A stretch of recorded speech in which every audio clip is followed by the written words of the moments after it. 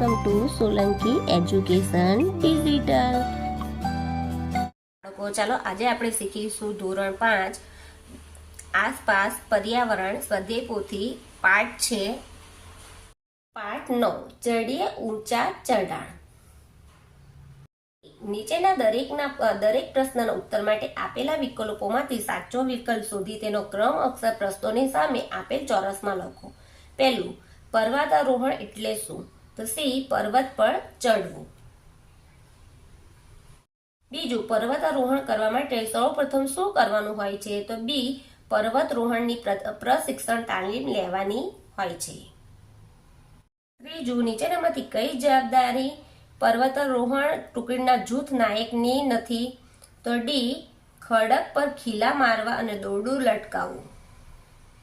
જૂથ 7ના જૂથ નાયક પોતાની જૂથની સભ્ય ખાનડોબી સાથે વાત ન કરી શક્યા કારણ કે સી, ખાનડોબી ફક્ત મિઝો ભાષા જાણતી હતી. પર્વતારોહણ સમયે રોજ સવારે શું કરવામાં આવતું હતું? તો દરેક સભ્યની તબીબી તપાસ થતી હતી. પહાડી નદીમાં એક કાંઠાથી બીજા કાંઠા સુધી જવા શું વ્યવસ્થા હોય છે? તો સી, એક કાંઠાથી બીજા કાંઠા સુધી જાડું દોરડું બાંધેલું હોય છે. પર્વતારોહણથી કયા ગુણોનો વિકાસ થાય છે? તો ડી, આપેલ તમામ: આત્મવિશ્વાસ, નેતૃત્વ અને સાહસિક વૃત્તિ. પર્વતારોહણ કરનારે ખડક પર ચડતી વખતે શી કાળજી રાખવી જોઈએ? સી, શરીરને 90 સેલ્સિયસના ખૂણે રાખવું જોઈએ. બીજું, યોગ્ય શબ્દ વડે નીચેના દરેક વિધાનમાં ખાલી જગ્યા પૂરો. પહેલું, પર્વતોના રસ્તા સાંકડા, ખરબચડા અને સીધા ચઢાણવાળા હોય છે. પર્વતારોહણ કરનાર જૂથના સભ્યોમાં જૂથ નાયકની જવાબદારીઓ વધુ હોય છે. ત્રીજું, માઉન્ટ એવરેસ્ટના શિખર પર ચડનાર પ્રથમ ભારતીય મહિલા બજેન્દ્રી પાલ હતા. ચોથું, માઉન્ટ એવરેસ્ટની શિખરની ઊંચાઈ આશરે 8600 મીટર છે. મિઝોરમ રાજ્યની ભાષા મિઝો છે. છઠ્ઠું, પર્વતો પર પગથિયાવાળા ખેતરો હોય છે. નહેરુ પર્વતારોહણ સંસ્થા ઉત્તર કાશીમાં આવેલી છે. નીચેના વિધાનોમાંથી સાચા વિધાનો સામે ખરું અને ખોટા વિધાનો સામે ખોટાની નિશાની કરો. પહેલું, પર્વતોના રસ્તા લીસા અને સપાટ જમીન જેવા હોય છે. ખોટું. જૂથ નાયક જૂથના સભ્યોની મુશ્કેલીઓમાં મદદ કરે છે. ખરું. પર્વતારોહણ માટે ગમે તે જૂથમાં જઈને જોડાઈ જવાનું હોય છે. ખોટું. મેઘાલય રાજ્યની માતૃભાષા મિઝો છે. ખોટું. પર્વતારોહણ વખતે સવારના નાસ્તામાં વિટામિન સી અને લોહ તત્વની ગોળીઓ તથા ગરમ ચોકલેટી દૂધ શક્તિ ગરમી માટે આપવામાં આવે છે. ખરું. બજેન્દ્રી પાલ ઉત્તરાખંડના ગઢવાલ વિસ્તારના નાકોરી ગામમાં મોટા થયા હતા. ખરું. માઉન્ટ એવરેસ્ટની ઊંચાઈ 7300 મીટર છે. ખોટું. ચોથું, બંધ બેસતા જોડકા રચો. ઉત્તર ખાનામાં વિભાગ બ નો ક્રમાંક લખો. વિભાગ અ, વિભાગ બ. સંગીતા અરોરા. તો ત્રીજા નંબર પર આવશે જૂથ 7ના જૂથ નાયક બજેન્દ્રી પાલ. તો ચોથા નંબર પર આવશે માઉન્ટ એવરેસ્ટ ચડનાર પ્રથમ ભારતીય મહિલા ખાનડોબી. પાંચમા નંબર પર આવશે મિઝોરમની રહેવાસી બ્રિગેડિયર જ્ઞાનસિંહ. તો પહેલા નંબર પર આવશે બજેન્દ્રી પાલના માર્ગદર્શક. પ્રશ્ન 5. નીચેના પ્રશ્નોના ઉત્તર 1-2 વાક્યમાં લખો. પહેલું, પર્વતોના રસ્તા કેવા હોય છે? પર્વતોના રસ્તા સાંકડા, ખરબચડા અને સીધા ચઢાણવાળા હોય છે. બીજું, પર્વતો પર પગથિયા જેવા ખેતરમાં શું વાવેલું હોય છે? પર્વતો પર પગથિયા જેવા ખેતરમાં ફળો અને શાકભાજી વાવેલા જોવા મળ્યા. ત્રીજું, સપાટ ખડક પર ચડતા પહેલા શું કરવાનું હોય છે? સપાટ ખડક પર ચડતા પહેલા ખડકનું સાવધાનીપૂર્વક અવલોકન કરવાનું હોય અને ખડકમાં હાથ અને પગ મૂકી શકાય તેવી જગ્યાએ ઓળખવાની હોય છે. રેપલિંગ એટલે શું? દોરડાની મદદથી ખડક પર ચઢાણ કર્યા પછી નીચે ઉતરતી વખતે દોરડાનો ખાસ પ્રકારનો ઉપયોગ થાય છે જેને રેપલિંગ કહે છે. પર્વતારોહણથી વ્યક્તિમાં કેવા ગુણોનો વિકાસ થાય છે? પર્વતારોહણથી વ્યક્તિમાં આત્મવિશ્વાસ, નેતૃત્વના ગુણો અને હિંમતભેર પડકારોનો સામનો કરવાના ગુણોનો વિકાસ થાય છે. જૂથના સભ્યોથી છૂટી પડેલી ખાનડોબી કેમ મોટેથી ગીત ગાયું હશે? ખાનડોબી તેના જૂથના સભ્યોથી અલગ પડી ગઈ હતી. ખાનડોબીનું મિત્રો ભાષામાં મોટેથી ગીત ગાવાનું ચાલુ રાખવાથી જૂથના ત્યાં તેને સહેલાઈથી શોધી શકાય છે. પર્વત પર બરફમાં તંબુ બાંધી રાત્રિ રોકાણ કરતી વખતે તંબુની આજુબાજુ ખાડો કેમ ખોદવામાં આવ્યો? મારા મતે ઝેરી જીવજંતુ અને સાપથી બચવા માટે તંબુની આજુબાજુ ખાડો ખોદવામાં આવ્યો હશે. 8. જૂથ 7ના સભ્યો સાથે બજેન્દ્રીપાલ શું કર્યું? બજેન્દ્રીપાલે જૂથ 7ના સભ્યો સાથે પ્રખ્યાત પહાડી ગીત બેડુ પાક્કો બારામાસા કફલ પાક્કો ચેતા મેરી છેલા ગાવામાં અને તેના પર નૃત્ય કરવામાં જોડાયા. બજેન્દ્રીપાલે માઉન્ટ એવરેસ્ટની ટોચ પર ભારતનો રાષ્ટ્રધ્વજ કેમ ફરકાવ્યો?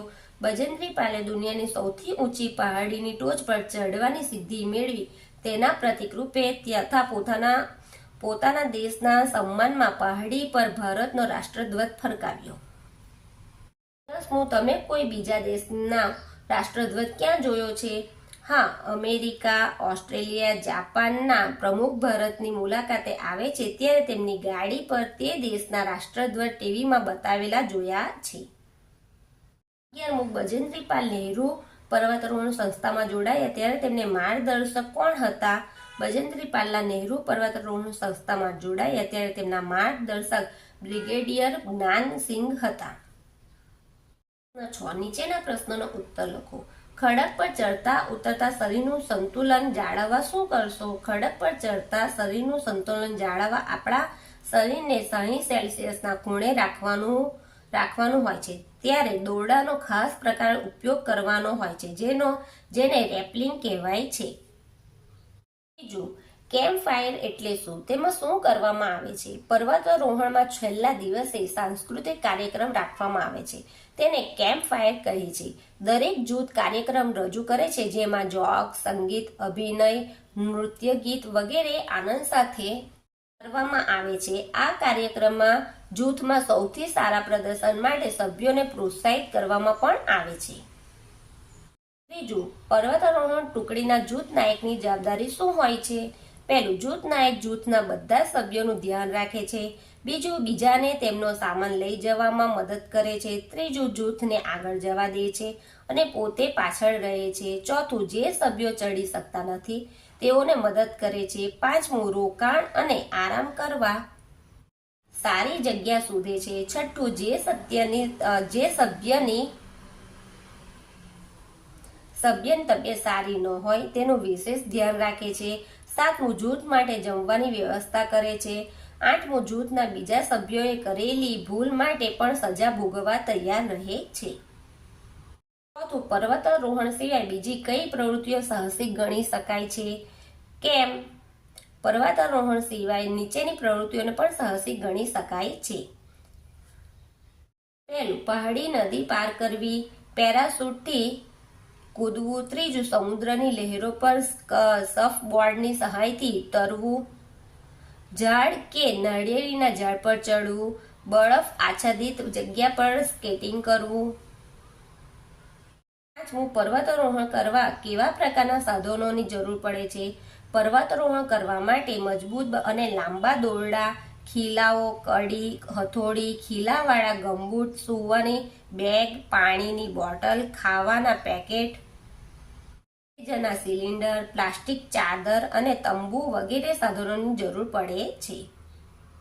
શા માટે પર્વતો પર આપણને વધારે શક્તિની જરૂર પડે છે? પર્વતો પર આપણે ગુરુત્વાકર્ષણ બળની વિરુદ્ધ દિશામાં ચડીએ છીએ. વળી રસ્તાઓ ખરબચડા, સીધા ચઢાણવાળા અને વળાંકવાળા હોય છે. ત્યાંનો ચઢાવ પણ ઊંચો નીચો હોય છે. તેથી આપણને પર્વતો પર ચડવા માટે વધારે શક્તિની જરૂર પડે છે. આપણા રાષ્ટ્રધ્વજની માહિતી આપો. 1. આપણો રાષ્ટ્રધ્વજ આપણા દેશની ઓળખનું પ્રતીક છે. 2. તેનો આકાર લંબચોરસ છે. તેમાં 3 રંગોના સરખા માપના પટ્ટા છે તેથી તે ત્રિરંગો કહેવાય છે. 3. રાષ્ટ્રધ્વજમાં સૌથી ઉપરનો પટ્ટો કેસરી, વચ્ચેનો પટ્ટો સફેદ અને નીચેનો પટ્ટો લીલા રંગનો છે.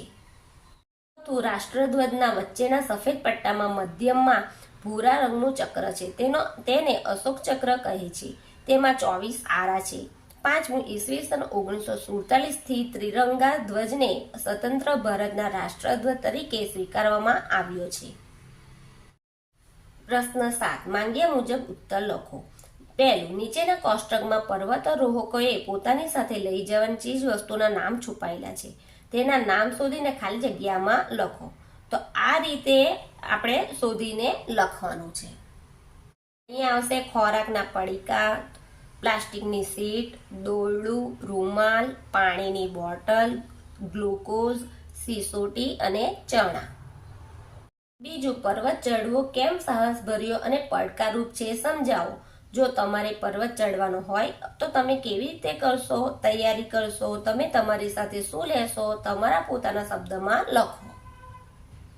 પર્વત પર ચડવું ખૂબ જ મુશ્કેલ ભર્યું કાર્ય છે. તેમ કરવામાં પડી જવાનો, ઈજા થવાનો, થાક લાગવાનો અને જીવ જવાનો પણ ખતરો રહેલો છે. આથી પર્વત પર ચડવું એ સાહસભર્યું અને પડકારરૂપ છે. મારે પર્વત પર ચડવાનું હોય તો સૌપ્રથમ કોઈ પર્વતારોહણની સંસ્થામાં હું એક સારા પ્રશિક્ષક પાસેથી પ્રશિક્ષણ લઉં. પર્વત પર ચડવા માટે કેવી સજ્જતા કેળવવી તે બાબત સારી રીતે શીખી લઉં.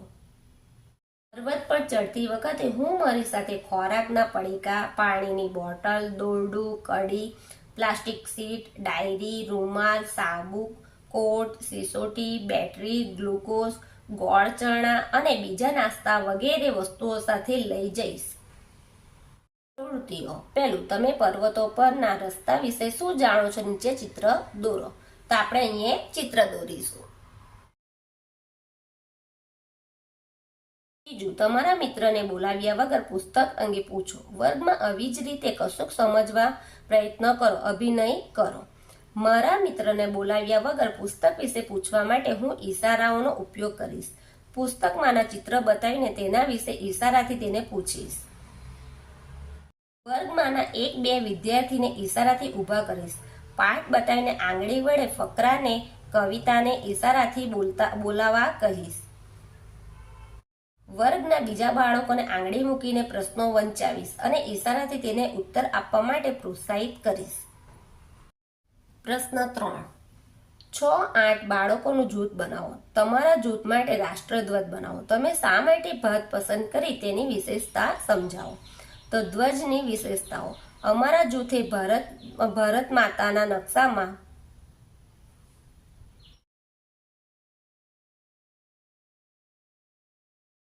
ધ્વજની વિશેષતાઓ. અમારા જૂથે